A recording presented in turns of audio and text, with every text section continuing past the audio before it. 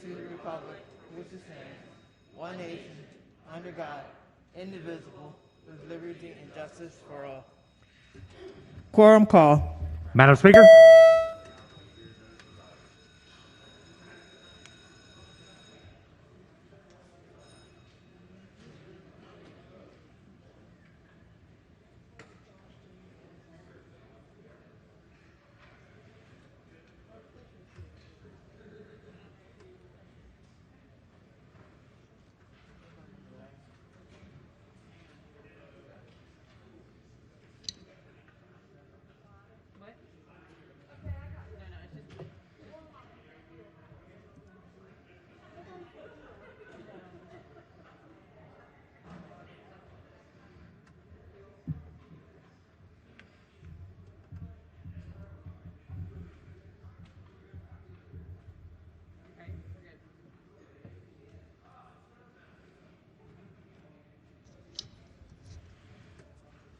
Has everyone recorded their presence?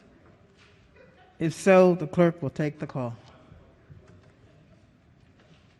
There being 120 members present, the House is now in session. Clerk will read the journal from the previous day. Annapolis, Maryland, February the 12th, 2021.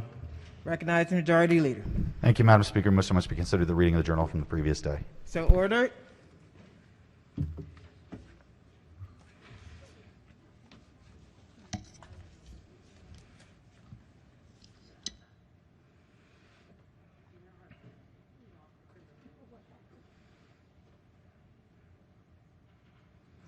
Appointments. The clerk will read the appointments. Resolved that the Speaker makes the following committee appointments, rules, and executive nominations. The Honorable Mark S. Chang, the Honorable Teresa E. Riley, the Honorable Criselda Valderrama, by order of Sylvia Seeger, Chief Clerk. Hearing no objection, the appointments are adopted.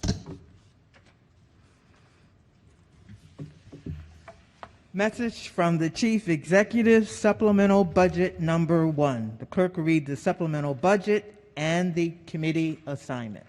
Dear Madam Speaker, pursuant to the authority conferred on me by Article 3, Section 52, Subsection 5 of the Constitution of Maryland, and in accordance with the consent of the House of Delegates duly granted, I hereby submit Supplemental Budget Number 1 to House Bill 588, Senate Bill 491, in the form of an amendment to the budget for the fiscal year ending June 30th, 2022.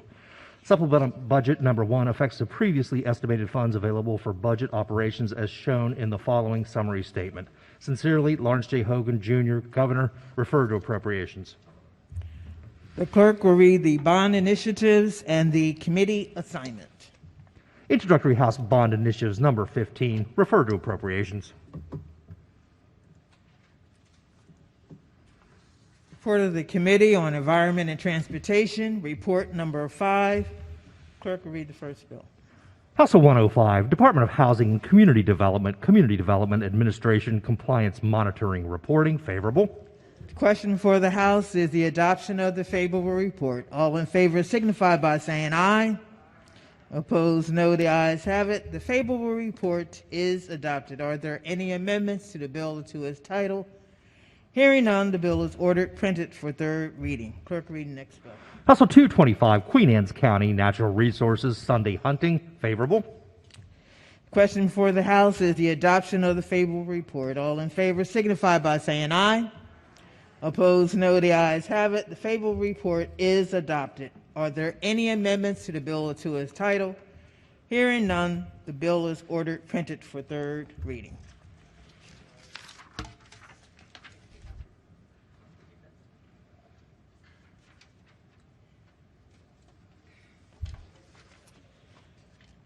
Report of the Committee on Environment and Transportation, Report Number 6.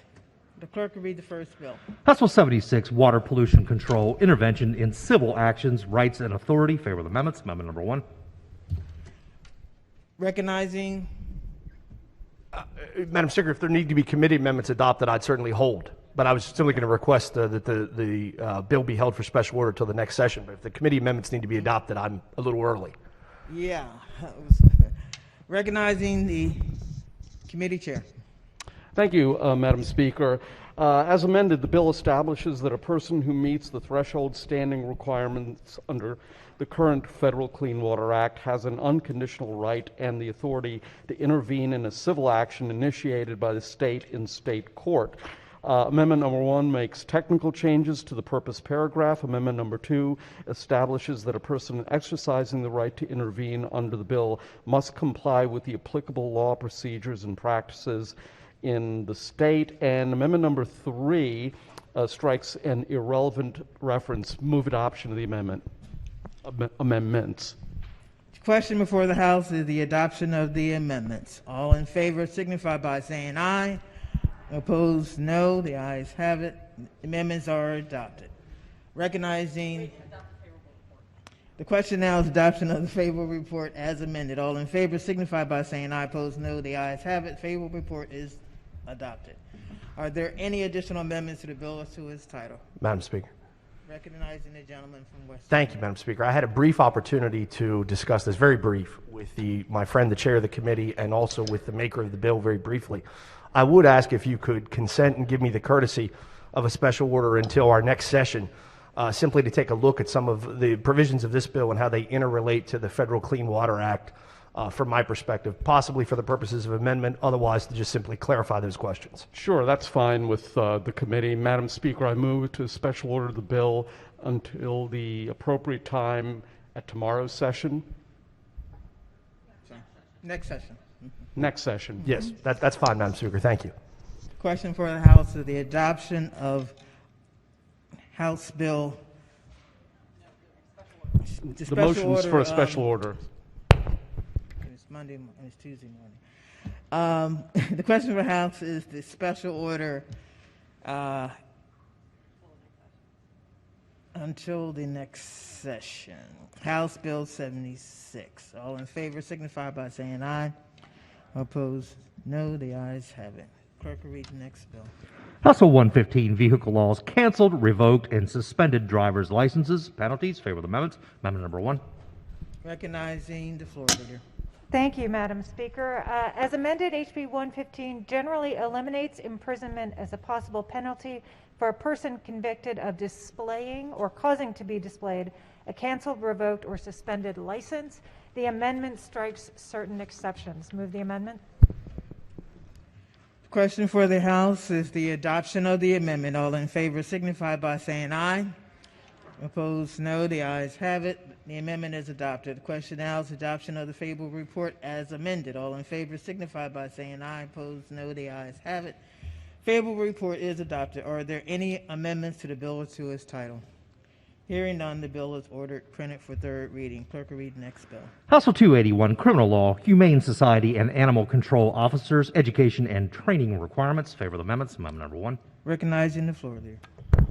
Thank you, Madam Speaker. House Bill 281 is favorable with amendments. The committee amendments conform the bill to the Senate cross-file for this bill, which is Senate Bill 159, as it passed out of the Senate 47-0. Amendment number 1 makes technical changes. Amendment number 2 moves provisions of the bill to the local government article. Amendment number 3 adds specific topics to be covered in the training, authorizes a local governing body to require additional training, and specifies continuing education requirements. Move the amendments. Question for the House is the adoption of the amendments. All in favor signify by saying aye. Opposed, no. The ayes have it. The amendment is adopted. Question now is the adoption of the favorable report as amended. All in favor signify by saying aye. Opposed, no. The ayes have it. Favorable report is adopted. Are there any additional amendments to the bill or to its title? Hearing none, the bill is ordered printed for third reading. Clerk will read the next bill.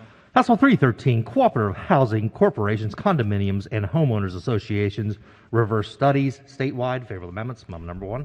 Recognizing the committee chair. Thank you, Madam Speaker. Move so much we consider the reading of the amendments. So ordered. As amended, this bill requires a study of the reserves needed for future major repairs and replacement of common elements of a cooperative housing of an HOA. Association.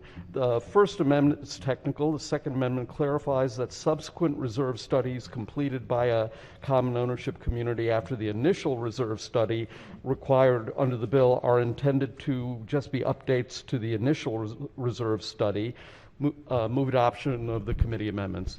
Question for the House is the adoption of the amendments. All in favor signify by saying aye. Opposed, no. The ayes have it. The amendment is adopted. Madam Chair. Madam Speaker. Question now is the adoption of the favorable report as amended. All in favor signify by saying aye. Opposed, no. The ayes have it. The favorable report is adopted. Are there any additional amendments to the bill to its title? Recognize gentleman from the annex from the Eastern Shore.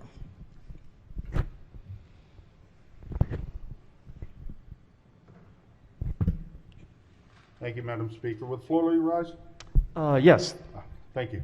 Hey, just a couple quick questions. I saw this bill, and in my real world life, I'm a realtor, and I did know something in there about reserve studies. Can you maybe tell me a little bit more about what the bill does? Yeah, basically what the bill does is it requires more regular reserve studies. It also requires updates to the original reserve study. The updates would, of course, be less comprehensive than the original study. Okay.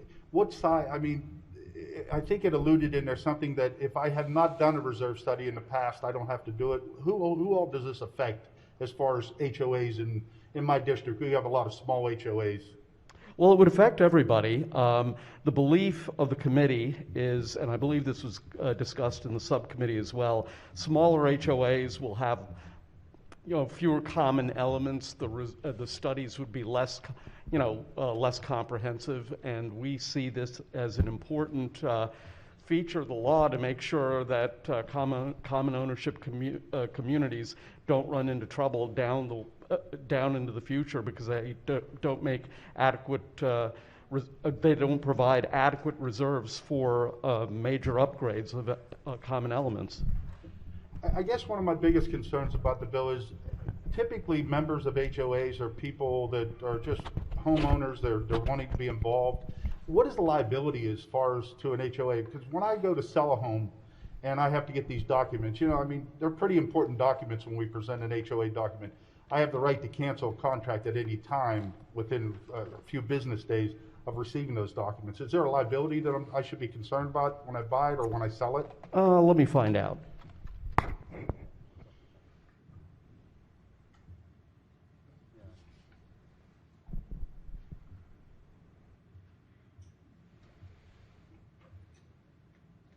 I'm sorry about all this. It's just I went out to dinner the other day and spent $40 on a hamburger, so I'm a little worried about costs.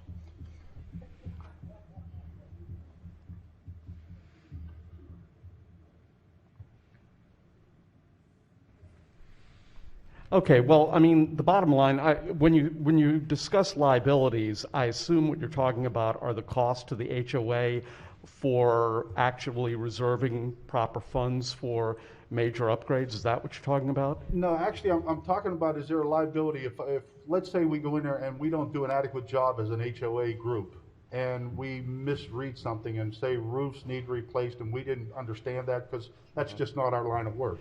What is the liability for that? I'll double check with staff, but my impression is that if an HOA under today's law makes a mistake and there's an additional assessment or an additional liability, I believe that the liability under this statute would be fundamentally the same as what it would be currently if an HOA made a mistake. But let me double check to see if I'm right.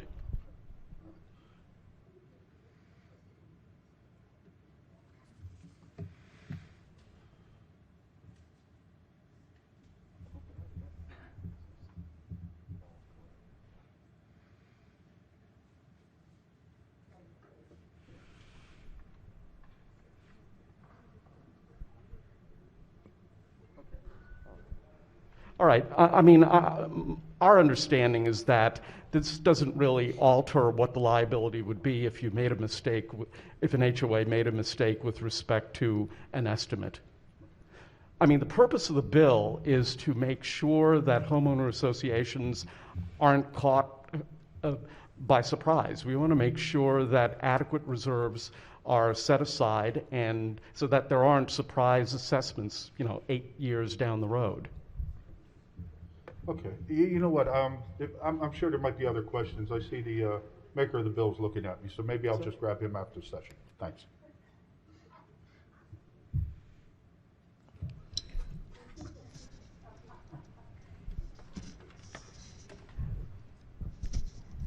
Madam Speaker. John Lady from Carroll County. Thank you, Madam Speaker. I just had a couple questions as well, and I haven't had a chance to read this because my system wasn't working.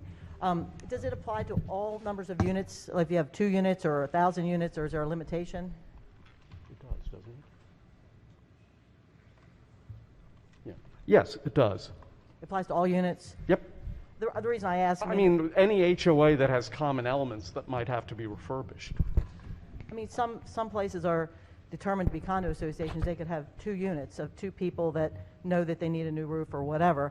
And the burden on this, in the fiscal note, it basically says they have to have a certain person that's done over 30 of these reserve studies. So it's going to be a costly endeavor every 5 years. So, Well, the feeling of the committee is that the smaller HOAs will have a lesser expense for common ownership, common elements. Hold on.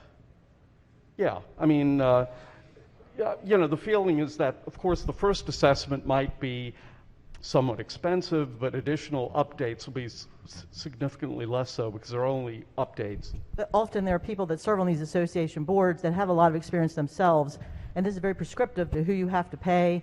And it can be these reserve studies can be thousands and tens of thousands of dollars depending on the size of the association. Well, we think it's worth doing it right the first time. Do you have any idea what the cost is to an association for a minimum reserve study?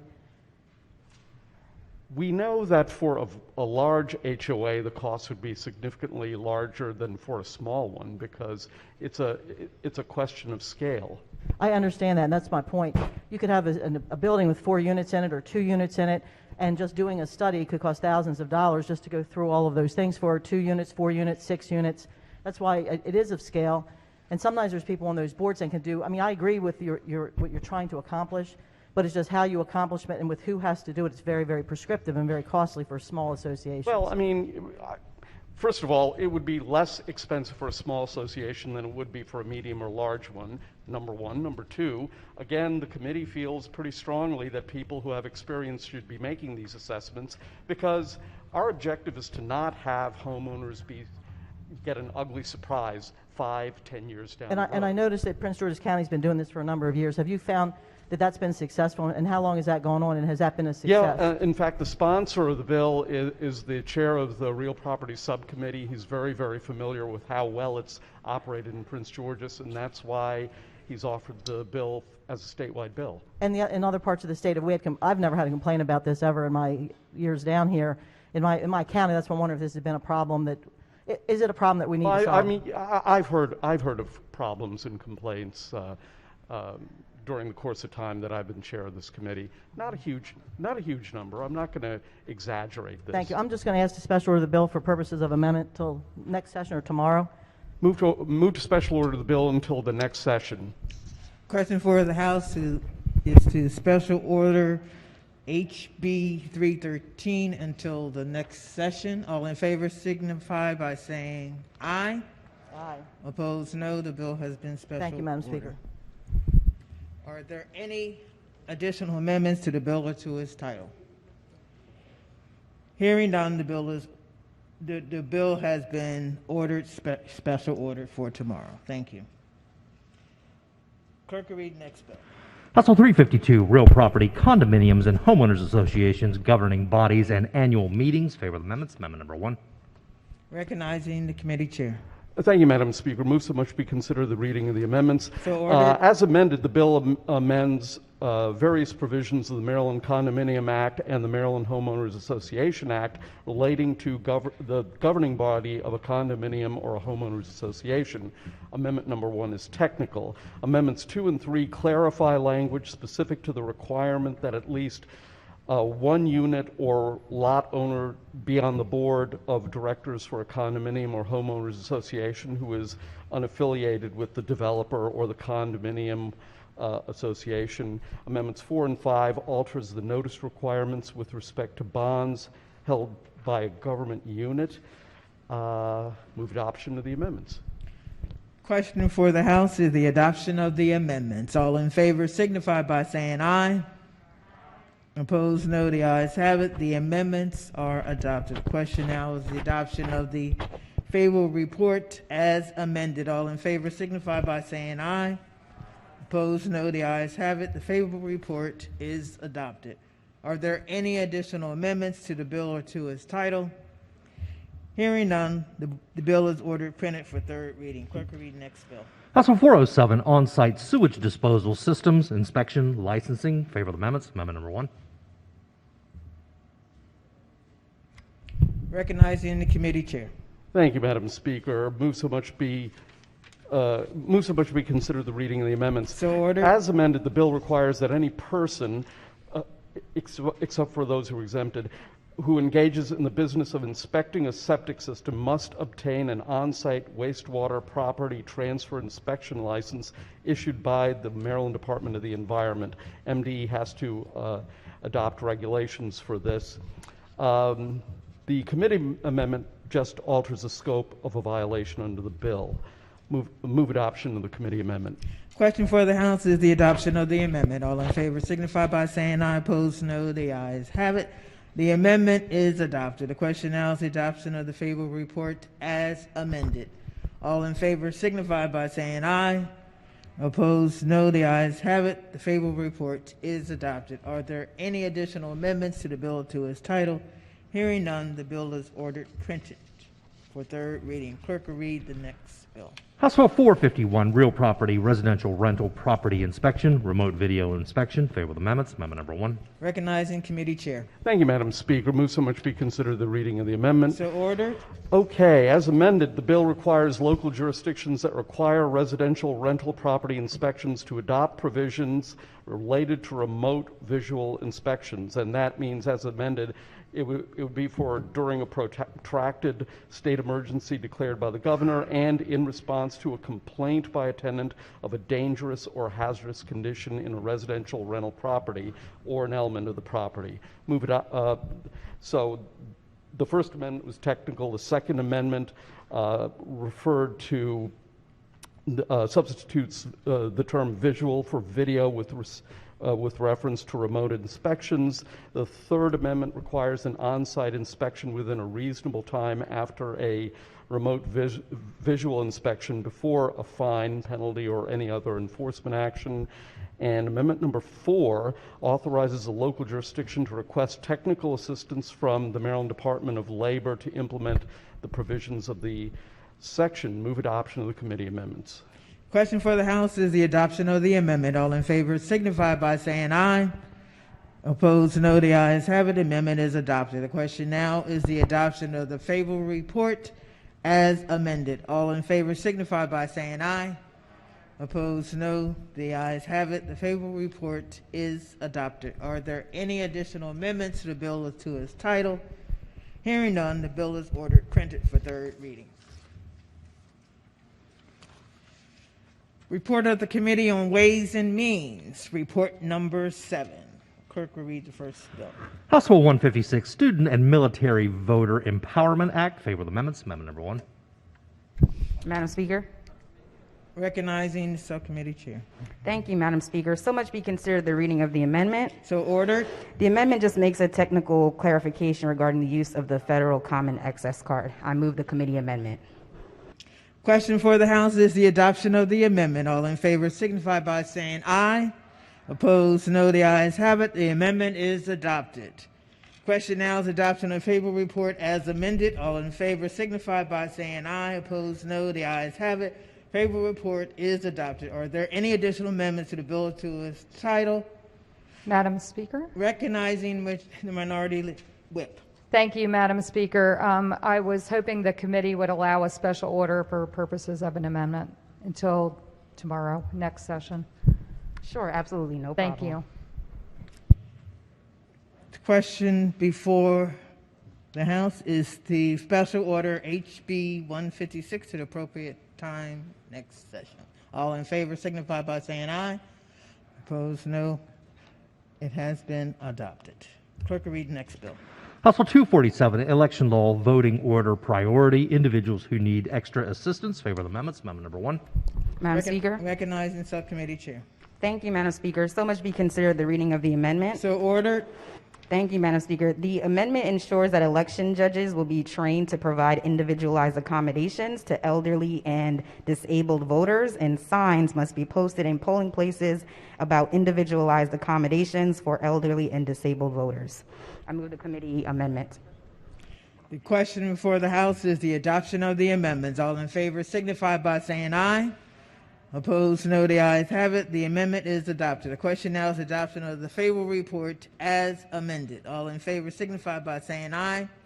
Opposed, no. The ayes have it. The favorable report is adopted. Are there any additional amendments to the bill or to its title?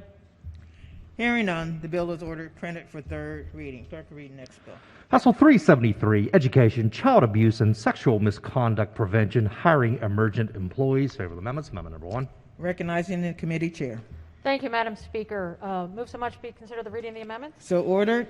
Amendment number 1 is technical. Amendment number 2 authorizes agencies contracting with schools to share employment history review with other contracting agencies. Move the amendments.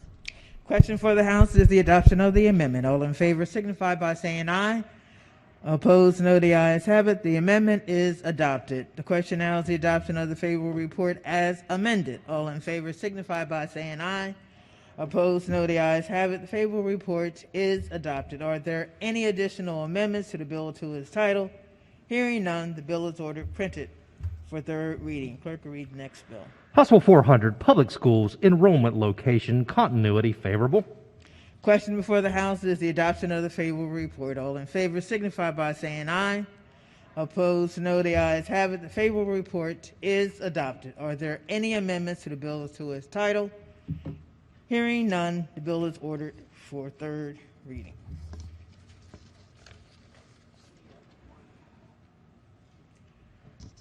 Quorum call. Madam Speaker.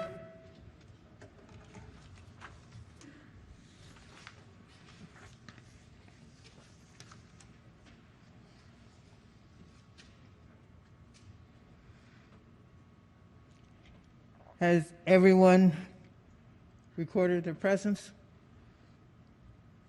The clerk will take the call. There be 129 members present. The House is still in session. Calendar of third reading, House Bills number 10. The clerk will read the first bill. House Bill 6, Economic Development, Maryland Technology Development Corporation, alterations. Is on third reading and final passage. Is there any debate? If not, the clerk will call the roll. Madam Speaker.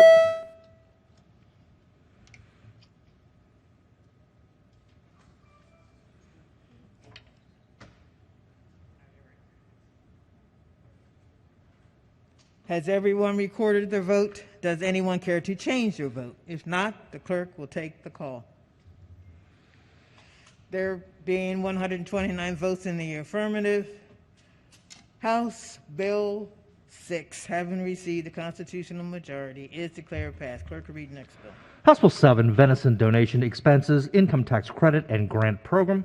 Is on third reading and final passage. Is there any debate? If not, the clerk will call the roll. Madam Speaker.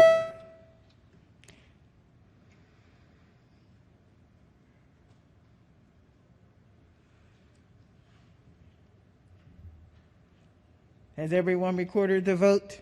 Does anyone care to change their vote? If not, the clerk will take the call.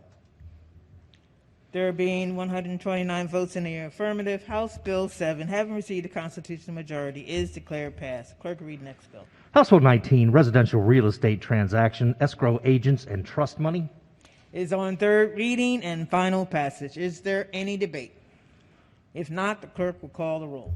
Madam Speaker.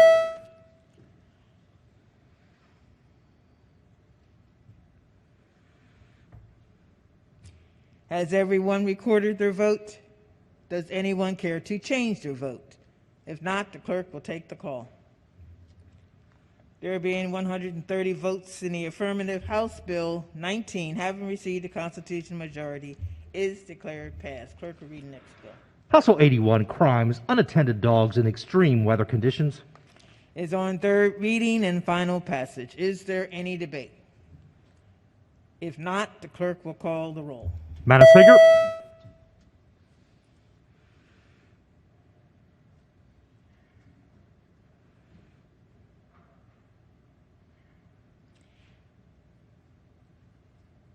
Has everyone recorded their vote? Does anyone care to change their vote? If not, the clerk will take the call. There being 120 votes in the affirmative, House Bill 81, having received a constitutional majority, is declared passed. Clerk will read the next bill. House Bill 191, Maryland Medical Assistance Program, psychiatrist and psychiatric nurse practitioner, telemedicine reimbursement, sunset termination. Is on third reading and final passage. Is there any debate? If not, the clerk will call the roll. Madam Speaker.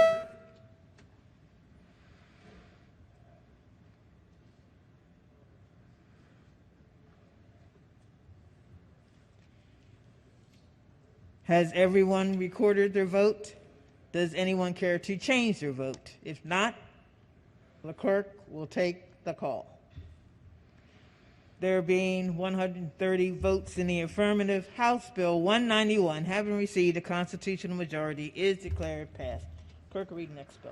House Bill 233, State Board of Examiners for Audiologists, Hearing Aid Dispensers, and Speech Language Pathologists, Maryland Music Therapists Act. Is on third reading and final passage. Is there any debate? If not, the clerk will call the roll. Madam Speaker.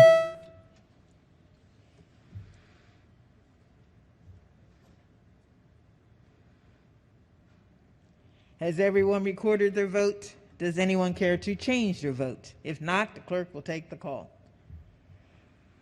There being 128 votes in the affirmative, House Bill 233, having received a constitutional majority, is declared passed.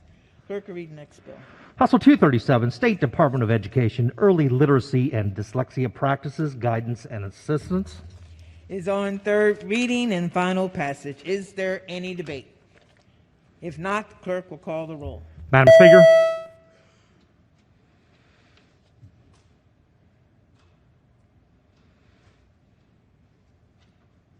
Has everyone recorded their vote? Does anyone care to change their vote? If not, the clerk will take the call. There being 129 votes in the affirmative, House Bill 237, having received a constitutional majority, is declared passed. Clerk will read the next bill. House Bill 267, Sewage Treatment Plants, Effluent Discharges, Impacts on Midge Populations. Is on third reading and final passage. Is there any debate?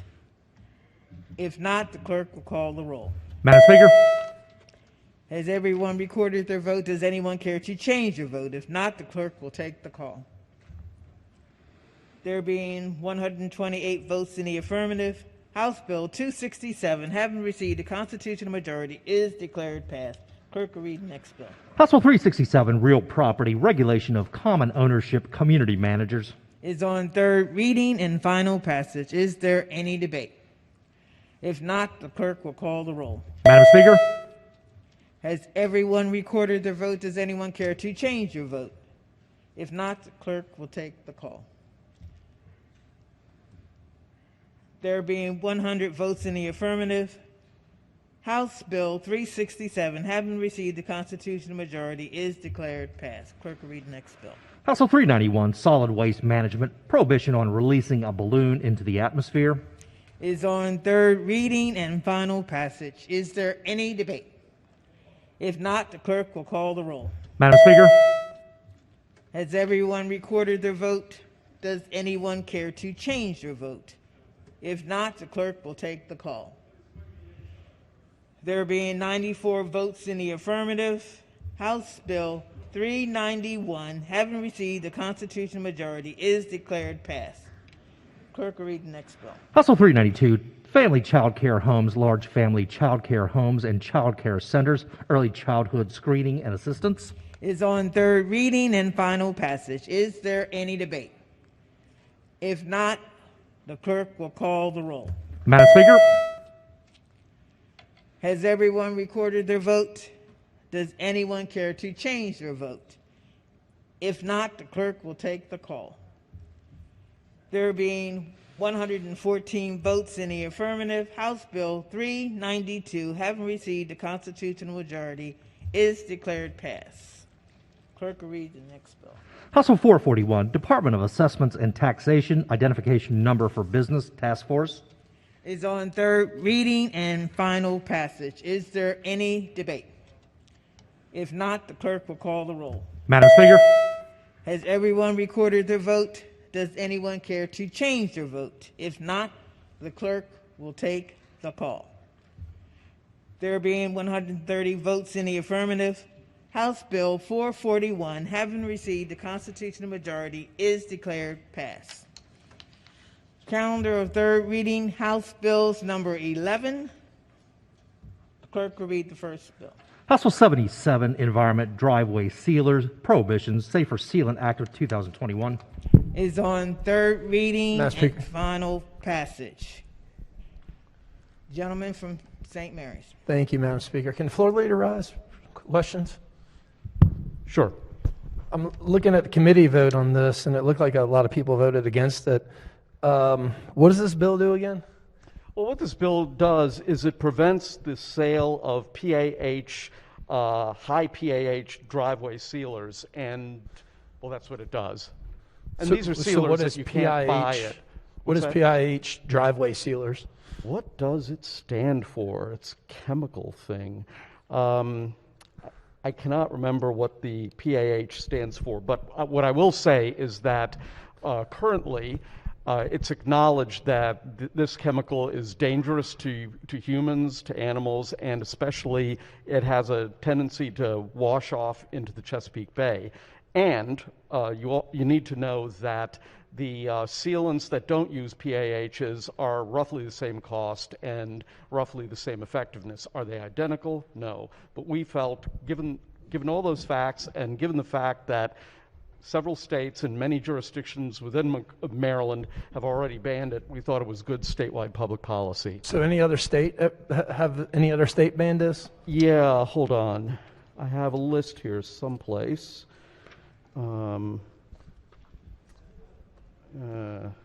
If you'll hold on for a second.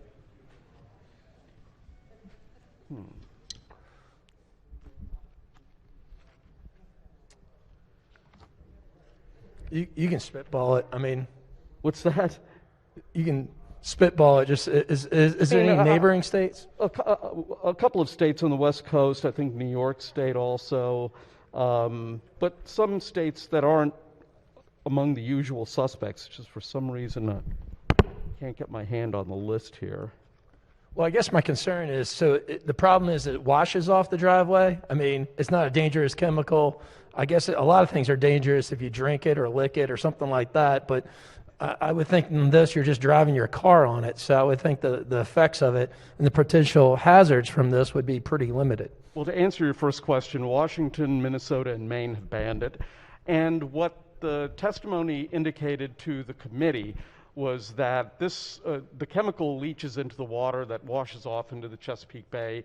Some of the elements of these chemicals have been found in bay water, and given the fact that there are replacements that are just as good and the same rough cost, we thought it was sound to make it statewide policy. Okay. Well, I appreciate the floor leader's time. Thank you, Madam Speaker. Thank you. Is there any further debate? If not, the clerk will call the roll. Madam Speaker,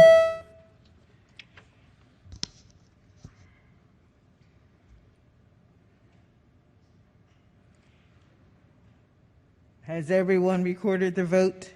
Does anyone care to change their vote? If not, the clerk will take the call. There being 93 votes in the affirmative, House Bill 77, having received the constitutional majority, is declared passed. Clerk will read the next bill.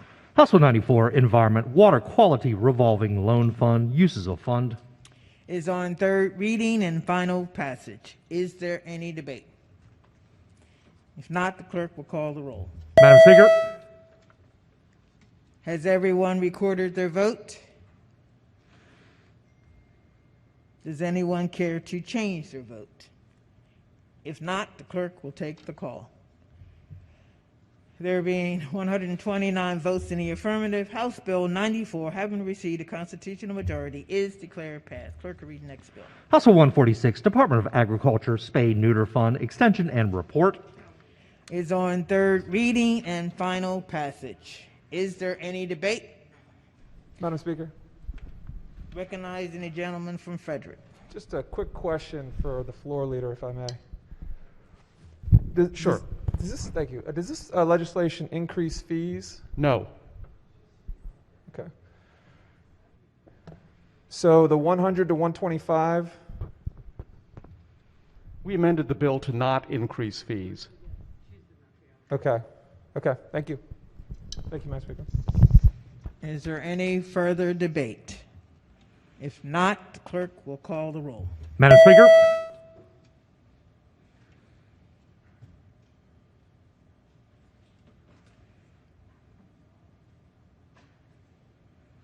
Has everyone recorded their vote?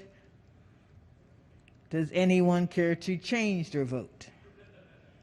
If not, the clerk will take the call.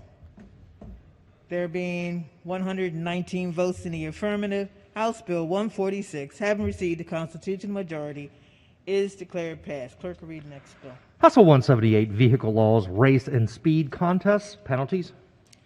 Is on third reading and final passage. Is there any debate? If not, the clerk will call the roll. Madam Speaker, Has everyone recorded their vote? Does anyone care to change their vote? If not, the clerk will take the call. There being 127 votes in the affirmative, House Bill 178, having received a constitutional majority, is declared passed. Clerk will read the next bill. House Bill 322, Real Property, Restrictions on Use, Low Impact Landscaping. Is on third reading and final passage. Is there any debate? Recognizing the minority whip. Thank you, Madam Speaker. So, floor leader, can I ask you a question, please? Sure. Thank you. This was the bill with the double negatives that, was confusing. So Well, this, I wanted a triple negative, but I know they it's- wouldn't let me do that. Yeah, I mean, who's the English major here? Not me. So I think what we decide that this bill actually empowers homeowners to do more things in the HOA, less restrictions on property rights, and this is going to help homeowners. You are correct. All right, thank you. Is there any further debate? If not, the clerk will call the roll. Madam Speaker,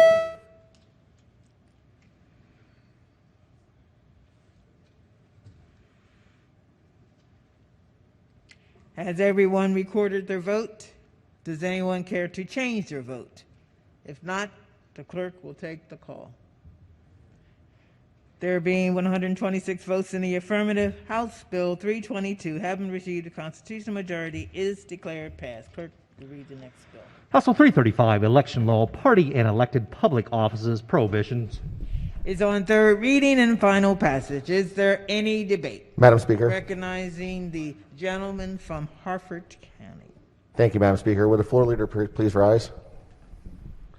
Hello. Hey, how are you? Just a couple quick questions. Could you please explain just one more time what this bill does? Sure. This bill prohibits individuals for running for and serving in a party elected office as well as serving in a public office such as ours. And when would this bill take effect? October of this year. So would current elected members of the Central Committee have to resign in October as a result of this bill? The bill would take effect then, so they would have to resign by then, and they would be given notice per this bill passing, several months' notice. And my question is, so I serve on the Central Committee, and when I ran and was elected by my constituents, I was currently eligible to be in the Central Committee. And I was duly elected to serve a 4-year term. So this would require me, who was duly elected by my constituents, to force to resign before the end of my term that I was duly elected to. That's correct, yes. All right, thank you. Thank you, Madam Speaker. Is there any further? Madam Speaker. The gentleman from Calvert. Thank you, Madam Speaker. Would the floor leader please rise for a question? Yes. What problem are we trying to solve here?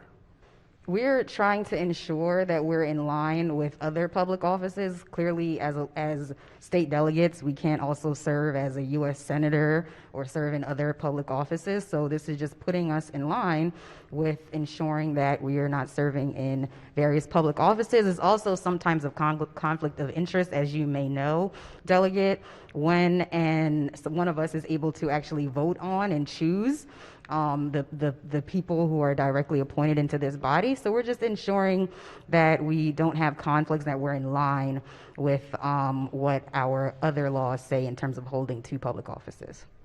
Well, wouldn't a central committee position, even though it's elected by the citizens, it seems like a rule like that should be left up to the individual party as opposed to putting it in a law. I mean, that person that would be voting for someone to replace, that's one vote out of however many people they have on a central committee. So it's if it was all made up of all elected delegates and senators, I see where you have a problem, but that's not the case. And it seems like to me that the way we should do this is by allowing each party to make that decision. Could you possibly special order this bill for a possible amendment? It's third reading. Sorry. But I just have to vote against this because I think that should be up to the individual parties to make that decision on an issue like that. Thank you very much. Thank you, Delegate. Is there any further debate? If not, clerk will call the roll. Madam Speaker.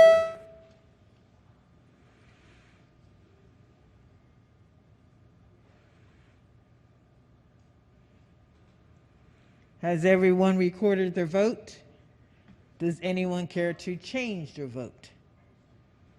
If not, the clerk will take the call. There being 92 votes in the affirmative, House Bill 335, having received the constitutional majority, is declared passed. Clerk will read the next bill. House Bill 398, election law, time off for employee voting.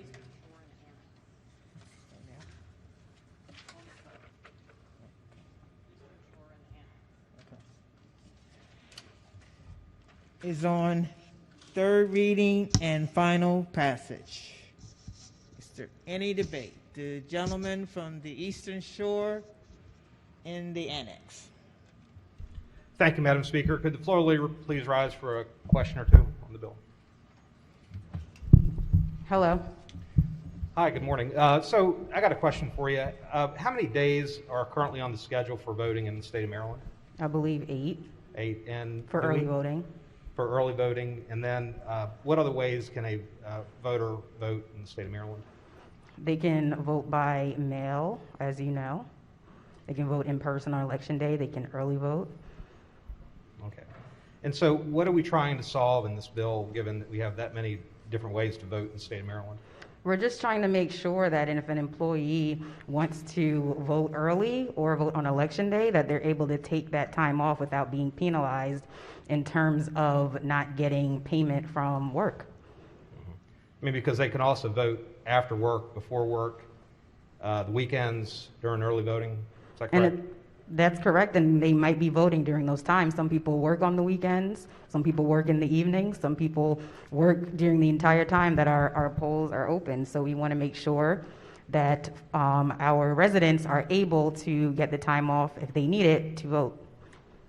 And so currently it's law that on election day, if somebody wants to vote on election day, they're entitled to some time off to do that. Is that correct? Right. Okay. Madam Speaker, on the bill, we have plenty of opportunities to vote in our state, and the opportunities are clearly allowing people who work to vote before work, after work, on the weekends. They can absentee vote if they'd like. Certainly early voting, the fact that it exists, speaks directly to giving citizens the right to vote in the most convenient way possible. The challenge that the bill presents is a opportunity for someone to use time off without having due consideration for the employer, the obligations in an employment situation. And just in final comment, these sort of bills being brought during a pandemic, I thought we weren't bringing bills like this that really aren't seeking to solve a problem. I would simply say to you this, that there's no problem in the state of Maryland as it relates to giving people sufficient time and opportunity to vote, and I would encourage the legislature to vote this bill down. Surely try to keep the employers in mind as we're adding additional incremental mandates on employees' ability to take time off. So, Madam Speaker, thank you for the opportunity to speak on the bill, and would encourage the legislature to vote this bill down. Is there any further debate? If not, the clerk will call the roll. Madam Speaker.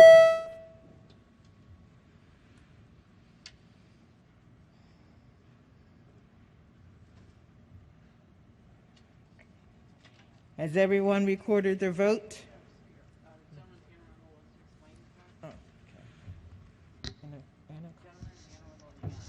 The gentleman from Anne Arundel and the Annex wants to explain his vote.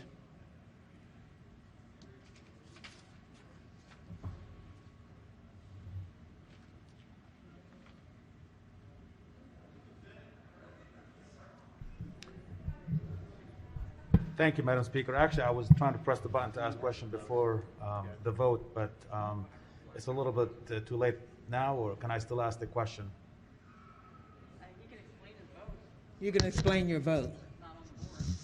Well, I mean, my vote is a no, because I think, as the gentleman from the Eastern Shore articulated, that we already have 8 days to vote. We already have 12 hours a day to vote. We already have the 2 hours that is paid.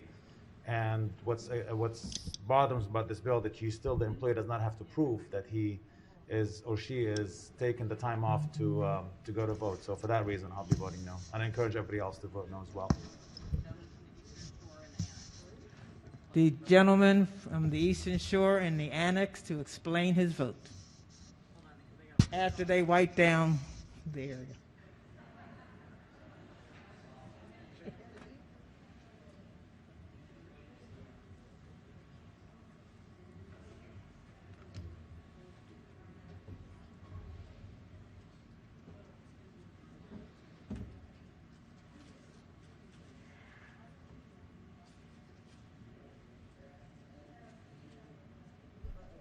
Thank you, Speaker and colleagues. I just want to take a second to clarify my vote, my negative vote against this bill, and just illustrate what's going on here today by moving this bill forward. You're creating a right in the worker-employer relationship where you're telling the worker, because it's voting time, you can take off whenever you want to, and you're going to get paid for that, okay? Now, that may sound like a very noble cause, okay? From the outside, we support voting. We want everyone to be able to vote. We have countless ways to vote and countless opportunities to vote.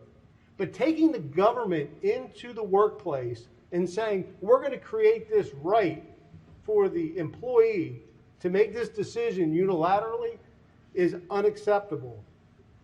We are sending a message to our workforce, okay? You don't have to work to get paid. And here are the different ways you can do that. And you don't have to go very far to figure this out. This bill may or may not become law, but people are going to hear about it and they're going to know about it. They're going to say, oh, well, it's voting time, so we'll figure out what day we're going to take off. That's the message you're sending to small businesses that are trying to manage their workforce and try to be successful. And it's the message you're sending to the workers, which I think is not in their best interest. Everyone's having to make tough decisions right now, okay?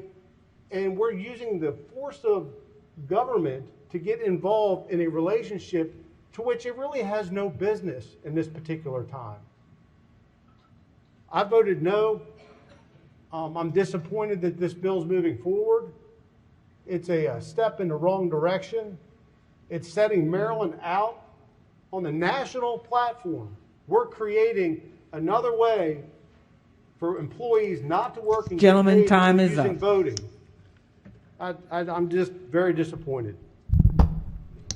Madam Speaker.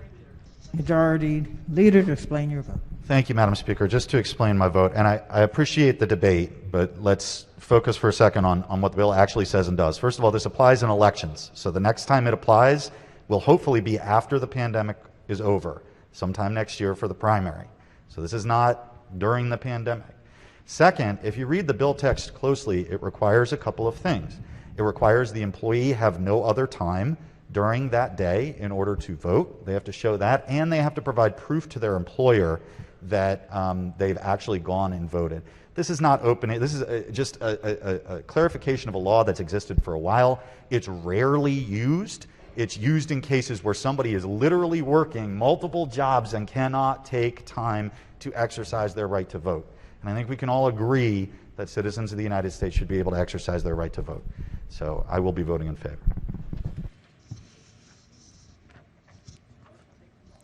Okay, hearing none. The clerk will take the call.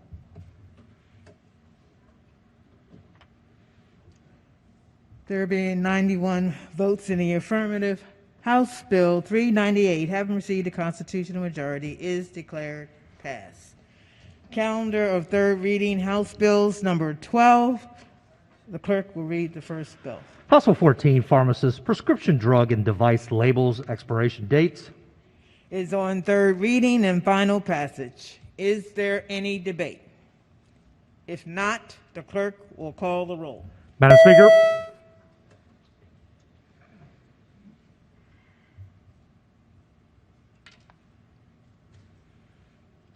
Has everyone recorded their vote? Does anyone care to change their vote? If not, the clerk will take the call. There being 130 votes in the affirmative, House Bill 14, having received a constitutional majority, is declared passed. Clerk will read the next bill. House Bill 110, Electric Vehicle Recharging Equipment for Multifamily Units Act. Is on third reading and final passage. Is there any debate? If not, the clerk will call the roll. Madam Speaker.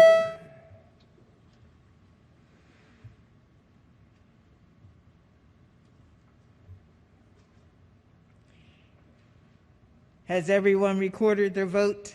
Does anyone care to change their vote? If not, the clerk will take the call. There being 111 votes in the affirmative, House Bill 110, having received a constitutional majority, is declared passed. Clerk will read the next bill. House Bill 130, Commission on LGBTQ Affairs established.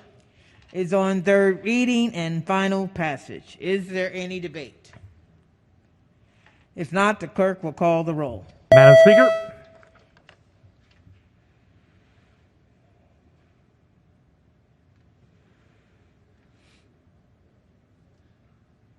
Has everyone recorded their vote? Does anyone care to change their vote? If not, the clerk will take the call. There being 100 votes in the affirmative, House Bill 130, having received a constitutional majority, is declared passed. Clerk will read the next bill. House Bill 208, Agricultural Neonicotinoid Pesticides Sale and Storage. Is on third reading and final passage. Is there any debate? Recognizing the minority whip. Thank you. Would the floor leader rise on this, please? Recognizing the committee chair. Thank you so much. Can you tell us where the Farm Bureau came down on this bill? I believe they were neutral on this bill. Were there any, who was opposed? Anybody opposed? Let me see. It wasn't very controversial, if memory serves correct. Well, a couple of people did vote against it, but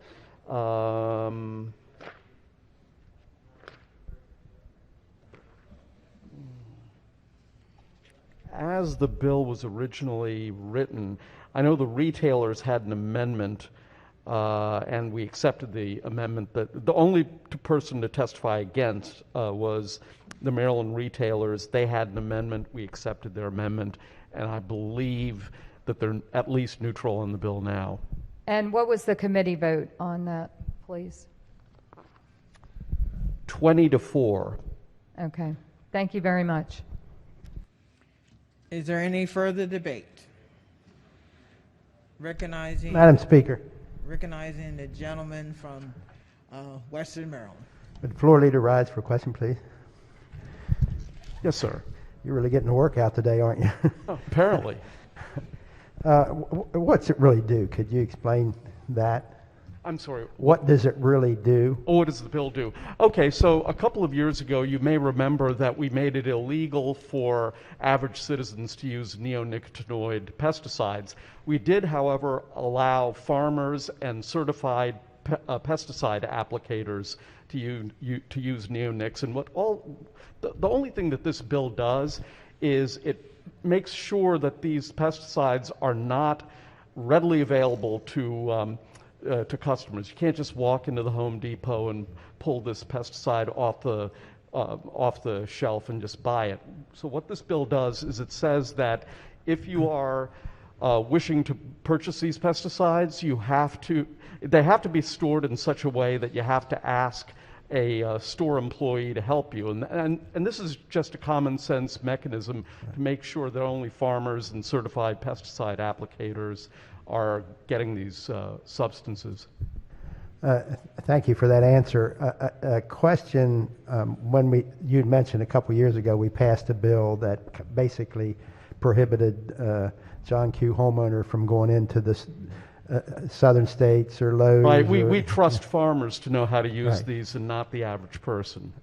So the question I have is, I still walk into Lowe's and other places where I live, and we passed this bill a couple years ago, and it's not supposed to be available for sale, and I look on the shelf and they're all there. No, how are we going to enforce this? What we want is to make them not readily available. You'll have to go to a store employee and say, here's my certification, I'd like to buy these neonic pesticides. But even now, we passed this bill a couple years ago, which I supported, but I go in to these stores and it's still there on the shelf for John Q. homeowner or whatever to buy.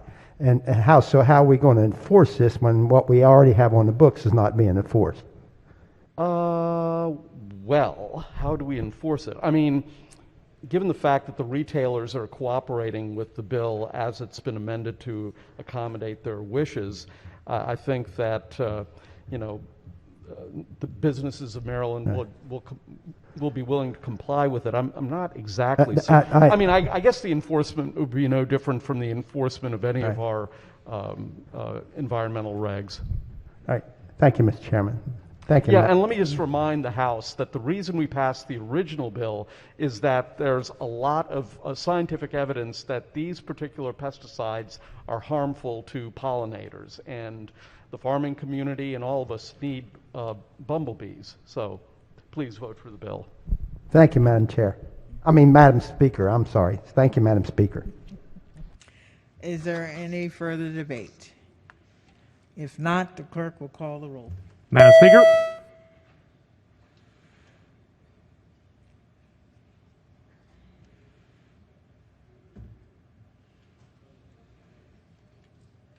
Has everyone recorded their vote? Does anyone care to change their vote? If not, the clerk will take the call. There being 109 votes in the affirmative, House Bill 208, having received a constitutional majority, is declared passed. Clerk will read the next bill. House Bill 293, Natural Resources Organized Killing Contests Restriction. Is on third reading and final passage. Is there any debate? If Madam not, Speaker. Recognizing the gentleman from Frederick. Thank you, Madam Speaker. Sorry, would the floor leader please rise for the 100th time? Certainly. Yeah. So I'm looking at this, the dog, the lawful dog exercise, there's a wording in the bill. Is that for fox hunting, like on horses? I mean, Does this bill preclude organized fox hunting like we would see in Maryland over the last 300 years with No, horses? it wouldn't. It would only prohibit killing contests that involve prizes. Like if you kill the most coyotes, you get $400. If you come in second, you get $200. That's what we intend to prohibit. The testimony we've received is that these kind of contests, in addition to being cruel, are not very effective at controlling populations. We still retain on the books the ability to have targeted hunts, to allow farmers to shoot coyotes, for example, on their property. And just so that you know, hunting groups like Ducks Unlimited, the National Wild Turkey Federation, and the Isaac Walton League support, they oppose the kind of predator killing contests that are prohibited by this bill. So, thank you for that. The reason I ask is, I mean, Maryland right now is considered one of the biggest fox hunting states in the country, right? And I'm reading through the text, and the only thing that I think would exclude that from becoming a crime is the fact that it says lawful dog training.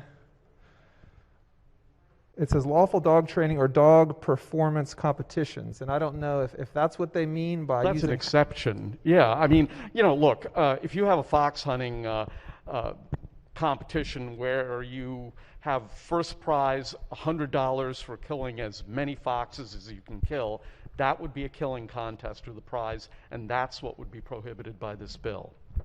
And also, in the first part of the bill, it says this doesn't apply to a homeowner unless the homeowner, or property owner for that matter, is organizing the event on their own property. So this would still, as I read it, prohibit a private property owner from having an event. Let's say his friends come over for a gentleman's bet of some sort on his own property. Is that correct? Yeah, I mean, the intent is to ban these kind of killing contests with prizes. All right, and then the last question is, does this include trapping? I have a secret admirer and a note here that says, does this include trapping? No, I don't believe so. Okay. All right. Thank you, Floor Leader. Thank you, Madam Speaker. Is there any further debate? Madam Speaker. Recognizing the gentleman from Baltimore County. Just, I don't know if it's a question for the floor leader or a comment, but when I was reading this article, it says that the Rockville City Police, this just a couple months ago, say that a coyote attacked at least 3 people, including a woman walking her dog. The woman had to go to the hospital. I totally understand the reason for a bill like this, and I don't think anybody is proud that some of these contests exist. But if this stops innocent people from having simply less wildlife that could be dangerous to women, children, whoever, I think that it justifies a red vote for this. So I don't really have a question. I appreciate it. So that's why I will be voting red. I don't want to see more animals like this hurt people.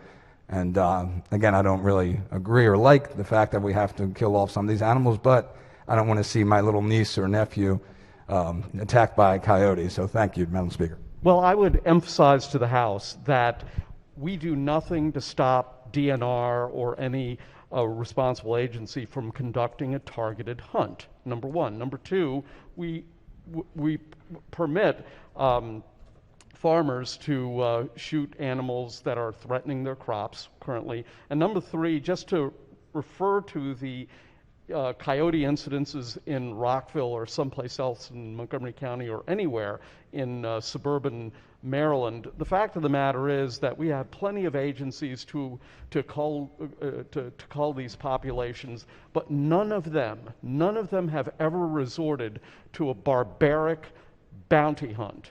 None of them have ever done that. And, population control is not easy, but these kind of barbaric and cruel hunts are not shown to be very effective, and for that reason I would urge for everyone to vote green. Is there any further debate? If not, the clerk will call the roll. Madam Speaker.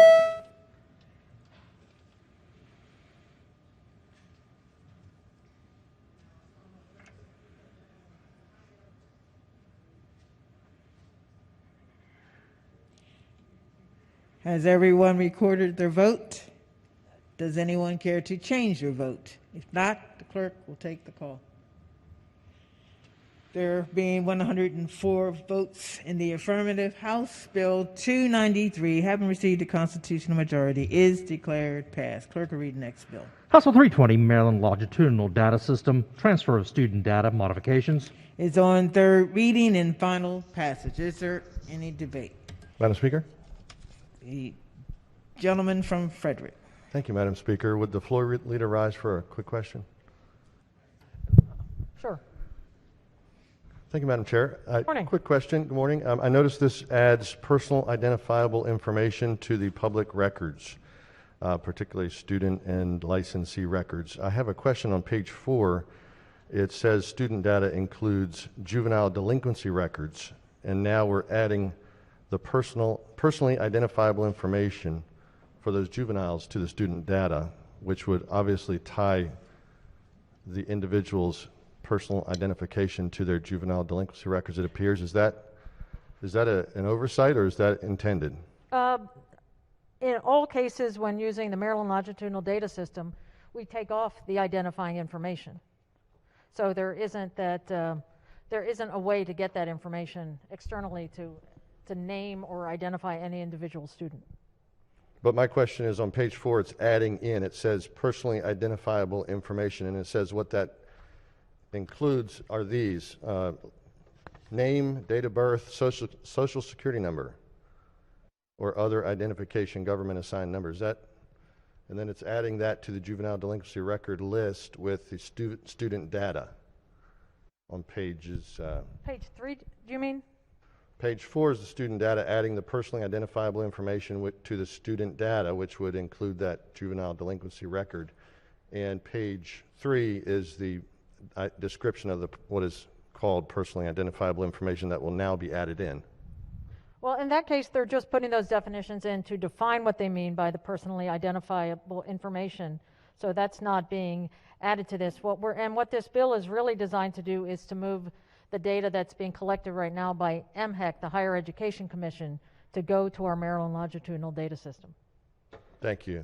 Madam Speaker, I'll be voting no on this because it appears that higher education data will now include personally identifiable information of students with their juvenile delinquency records. I think it's potentially not legal, but I also think it's not appropriate. So thank you.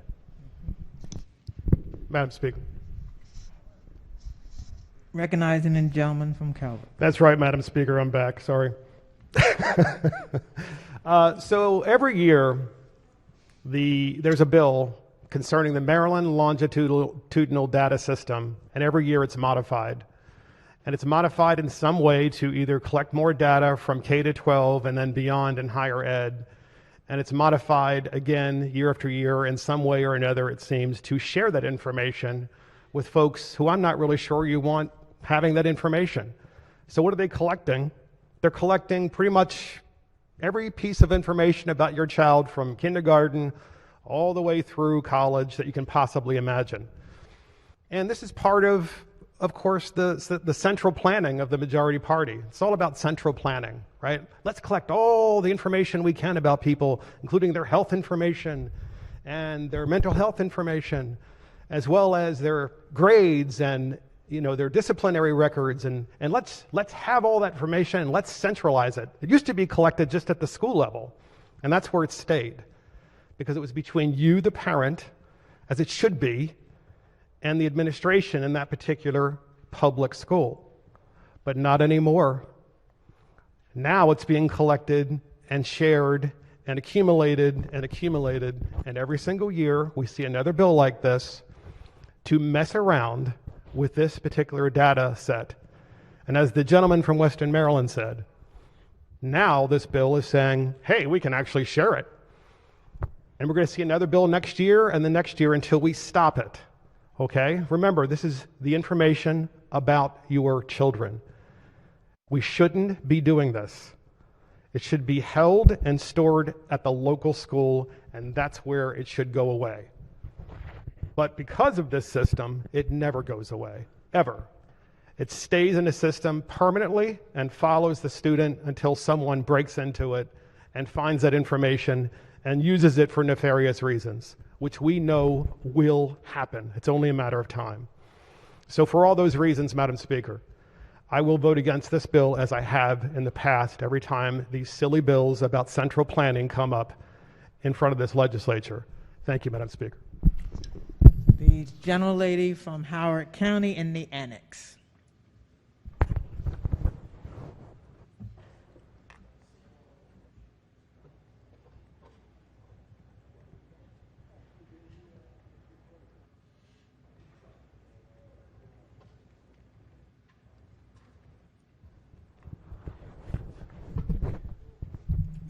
Thank you, Madam Speaker. I have to second everything that my sweet mate just said about this bill and the longitudinal data system. I started following it way back when the original bill was passed. It limited data to 5 years after the child left school. It prohibited certain things like disciplinary records. The next years, they started adding to it, and it went to 20 years after a student graduates from his or her last educational institution. We now add all the disciplinary information. And as the earlier speaker mentioned, it keeps getting bigger and bigger. And I have to ask, there are good intentions behind this bill, but the reality is, in this world, anything that's in the computer system, in the internet, can be hacked. And we're not having issues now, but when you allow the government to have this level of information on every individual, you're just setting up a system that ultimately could create a great deal of problems for all of us. Thank you. Madam Speaker, Recognizing the chair of the committee. as people know who've read this bill is adding nothing new. I know people have said multiple times on the floor that we're adding something new here, and we're not.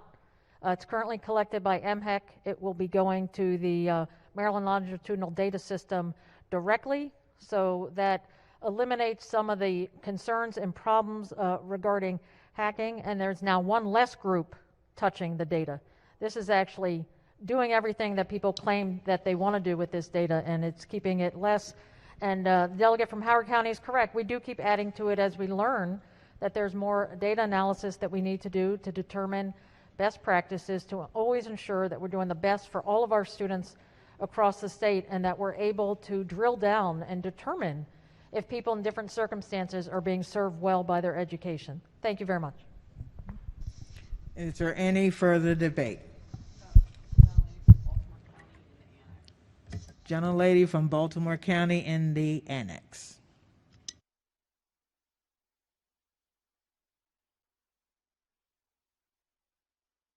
Thank you, Madam Speaker. I just want to clarify for sure. I'm also just looking at the bill, and I know that the chairwoman just said that there's nothing added, but I'm on page 4 as well, and it does say on line 21 in bold, personally identifiable information. So is that not an addition? I mean, it's bolded and capitalized. Recognizing the chair of the committee. Again, they're just defining what personally identifiable information means. They're not adding to this. Nothing new is being added to the data that's being collected. But that definition is on a different page. It's on the previous page. This just says, in terms of what workforce data means, data about employees relating to their status, wage information, geographic location of employment, employer information, and in bold, personally identifiable information. So I would direct you to section 1 of the bill. The definition was being repealed in a different section of the law and being moved to this section, so it's not adding that collection. okay, is it possible we could special order this bill? Sure. Thank you very much. To the next session. Yep. Thank you. Thanks. This bill will be special order to the next session. All in favor signify by saying aye. Opposed, no. The ayes have it. The bill has been special ordered to the next session. Clerk will read the next bill. House Bill 492, Railroad Company, Movement of Freight, Required Crew. Gentlemen from the Eastern Shore and the Annex.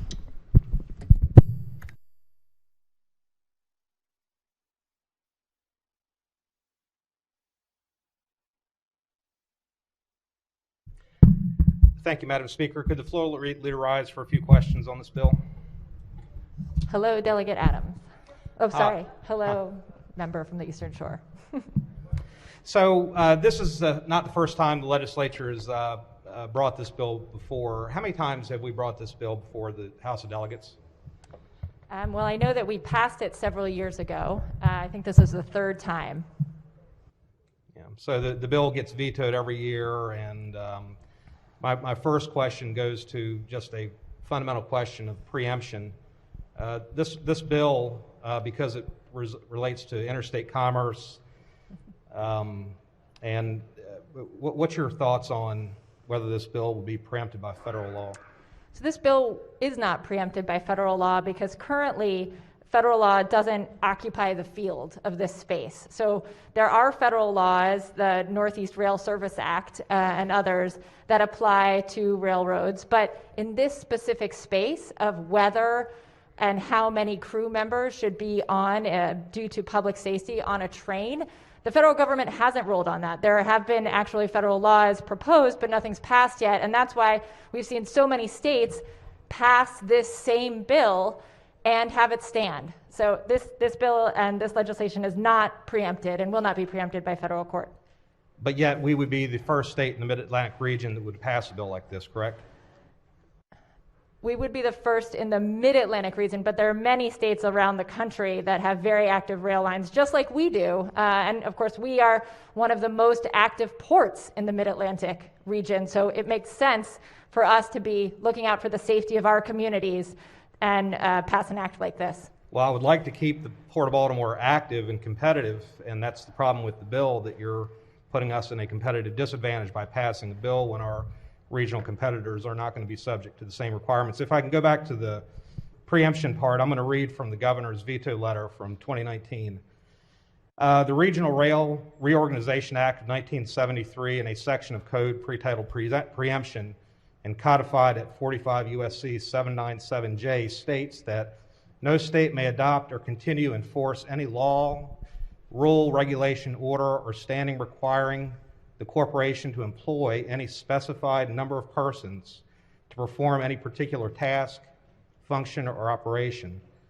The governor's letter goes on to say, in fact, the United States Code specifically identifies Maryland as a state within the region in which, quote, no state in the region may adopt or continue to force any such law, rule, regulation, order, or standard with respect to any railroad in the region.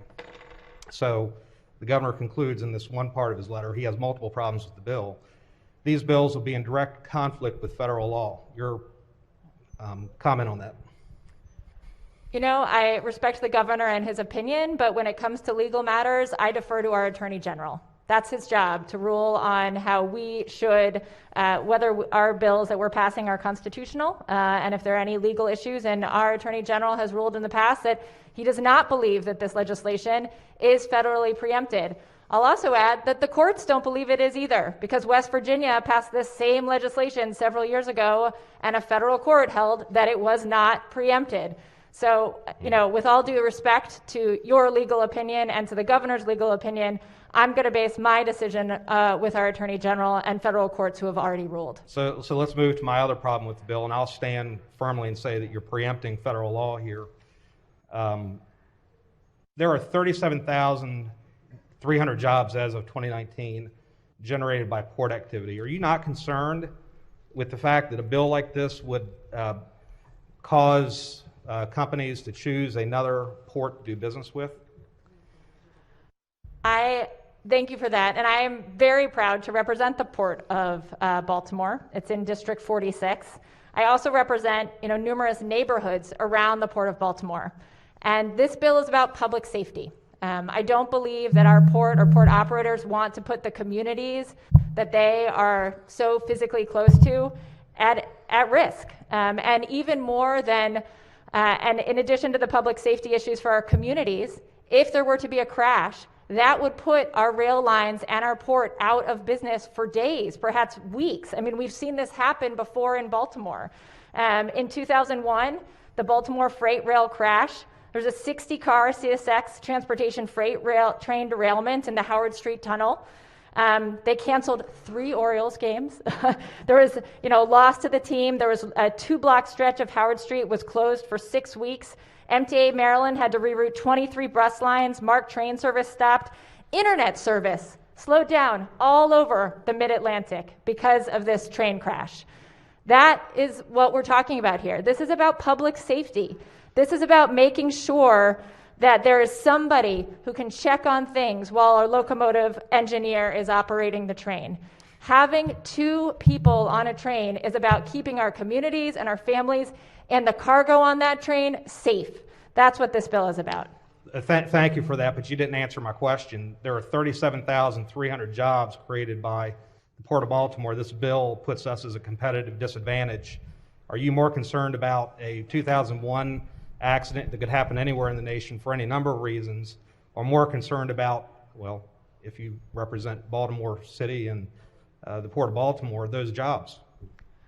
I want to make sure that all of the people who work at those railroads are safe. I do not believe that this will put us at a competitive disadvantage. At the end of the day, this is about public safety. This is about keeping crew members safe. This is about keeping port workers safe. And this is about keeping communities safe.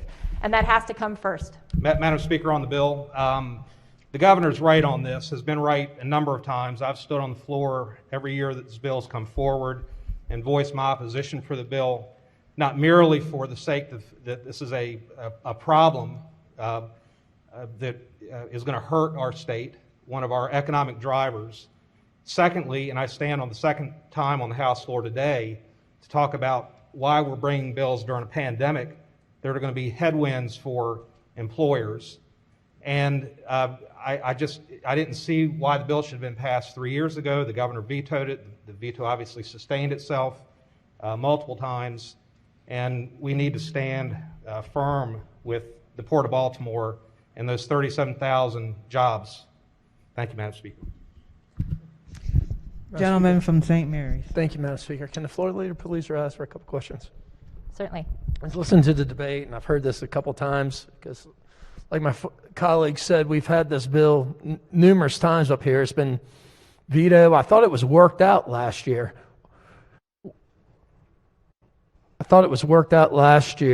And now it's back this year.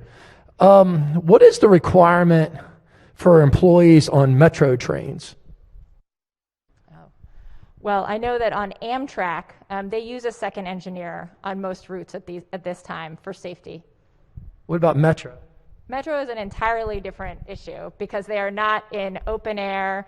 They're much, much shorter. I mean, these freight trains are 10,000 feet long. A Metro train, it fits in a station. You've seen them, I assume. They're very short. I mean, I've been on 6 8-car Metro trains with a lot more people traveling on them than a freight train. Metro trains travel at a higher rate of speed than a freight train. So is the requirement different for a Metro train that's hauling people versus a Amtrak train that's hauling commerce? I mean, it's just an apple and oranges comparison. They're completely different. I don't know for Metro trains how many conductors are required to be on, but it's a completely apples to oranges argument because we're talking about trains that are 2 miles long. This is not 6 or 8 cars that are in a confined space and that are operating, using positive strain control and other safety enhancements. Okay, I won't belabor the point anymore. Thank you for answering the question. So, Madam Speaker, on the bill, it doesn't say, this is the 21st century. We have self-driving cars. There's several members in here, I believe, that own Teslas. And now instead of we're told that this can't possibly happen with one person, even though we use one person on some train tracks, we can't use one person on other train tracks. And I tell you, during the floor debate listen to my last colleague, it's kind of unbelievable that we take the AG's opinion on one bill, but I remember last week during the digital ad tax, when the AG's office said they had concerns about the constitutionality of that bill, we didn't take it under concerns. So for all those reasons, I'm voting red on this. Thank you, Madam Speaker. Madam Speaker. Floor leader. Thank you, Madam Speaker. I just encourage my colleagues to cast a green vote on this bill, the Two Live Crew member bill. I represent the Port of Baltimore.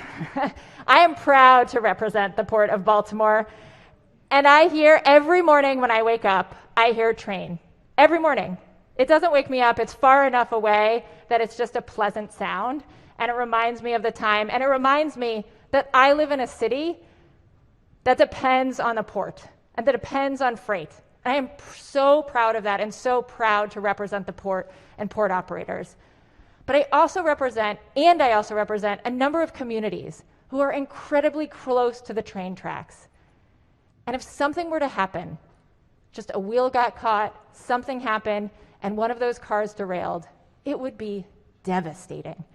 It's hard to even imagine the kind of devastation that can happen from a train getting derailed in a populated community. And we can't let that risk stand. We have the opportunity with a bill like this to make sure that there's just one more person there on this 2-mile long train. So if something comes up, that conductor is free to keep driving the train, or that engineer, but the extra person, that person can go check out and see what's going on. That is what we need, and that's all this bill calls for. So I just ask you to remember the communities in our state who live close to those train tracks that keep our economy going every day, and cast a green vote for them. Thank you. Is there any further debate?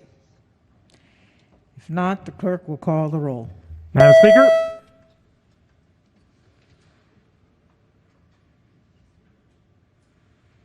Has everyone recorded their vote? Does anyone care to change their vote? If not, the clerk will take the call. There being 98 votes in the affirmative, House Bill 492, having received a constitutional majority, is declared passed. That ends the work at the desk. All committee bill hearings are listed on the Madam Speaker, General Assembly. my button failed to work. I'd like to be recorded. You have to fill. Quorum call before adjournment. Madam Speaker.